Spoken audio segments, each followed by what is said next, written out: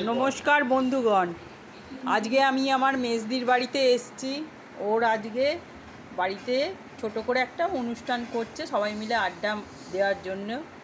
এই যে ওর ঠাকুর, খুব সুন্দর করে সব ঠাকুর রাখা আছে সাজিয়ে, নিত্য পুজো করে রোজ। এই হচ্ছে আমার বড় জামাইবাবু,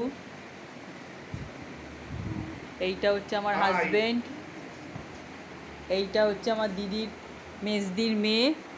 একে তো আপনারা দেখেছেন আগের ব্লগে, না আপনাদের ওটা দেখানো হয়নি, ওই ব্লগটা ছাড়া হয়নি। আর এ হচ্ছে আমার বড়দির ছেলে, বড়দির মেয়ের ছেলে। ওর হচ্ছে, এর নাম হচ্ছে চার্লি, নাতি। এখন ঘুমোচ্ছে, থাক। এইটা আমার দিদি,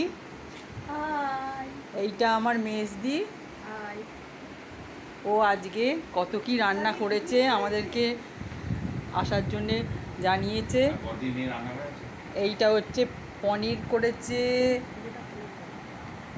এই সব নানা রকম করেছে আর কি। মাংস করেছে, চালের বড়া, এটা আমার বড়দি করে এনেছে আমাদের জন্যে। এইটা বড়দি করে এনেছে মাংস কষা, চিকেন কষা, আরও সব কত কি করেছে। এখানে মিষ্টি আছে, অনেক কিছু করেছে। সবাই আসবে বলে।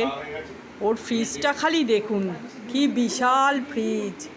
ও মাত্র 3 জন মানুষ, তার জন্য এত বড় ফ্রিজ, তাও ওর হয় না। ওরা একবারে 1 সপ্তাহ বাজার করে রেখে দেয়। তো আমার জামাইবাবু ব্যস্ত থাকে সারাদিন, জামাইবাবু সারাদিন ব্যস্ত থাকে, ওর ব্যবসা আছে। আর মেজদিও ব্যবসায় সহযোগিতা করে, সেই জন্যে আমার মেজদিও সময় পায় না। একবারে 1 সপ্তাহ বাজার করে ওরা রান্নার লোক দিয়ে রান্না টান্না করিয়ে রেখে দেয়। আর এই যে এইটা রান্নাঘরে এই যে আমার বড়দির মেয়ে স্মিতা, ও ব্যাংকে চাকরি করে, ওভারসিজ ব্যাংকে চাকরি করে। ও এখন ওর পোষ্যর জন্যে রান্না করছে, ওকে খাওয়াবে। আর খুব আনন্দ করছি আমরা সবাই, এখনও সবাই এসে উপস্থিত হয়নি, আমরা এই কজন মোটে এসছি। ঠিক আছে বন্ধুগণ, টাটা। আমরা এখন একটু সবাই মিলে গল্প টল্প করি, আনন্দ করি। ঠিক আছে, টাটা।